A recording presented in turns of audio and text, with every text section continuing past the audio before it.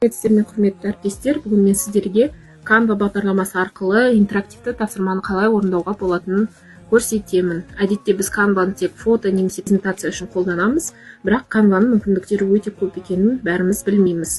Ол үшін Canva-ға кіріп, Canva код немесе Canva IE деп тұрады, соны таңдаймыз. Одан кейін мына жерге қажетті промптты жазамыз. Мысалы, мен растрлық графика тақырыбына 5-ші сыныпқа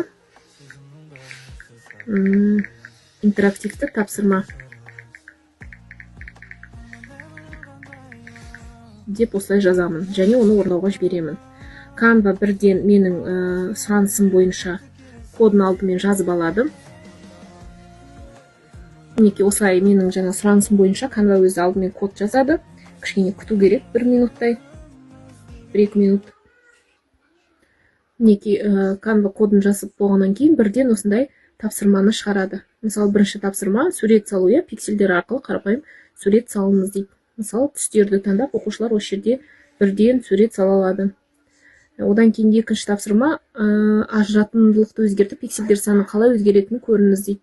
Бұл жерде тіпті мысалы түсіндірмесі де бар мінекей. Үшінші тапсырма растрлық суреттің ең кіші бөлігі қалай аталады. Сразу бірден тексеріп береді.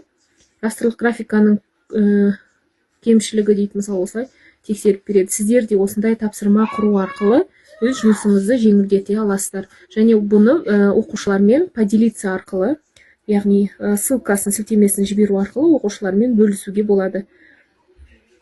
Егер пайдалы болса, лайк басып кетіңіздер және тіркеліп кетіңіздер.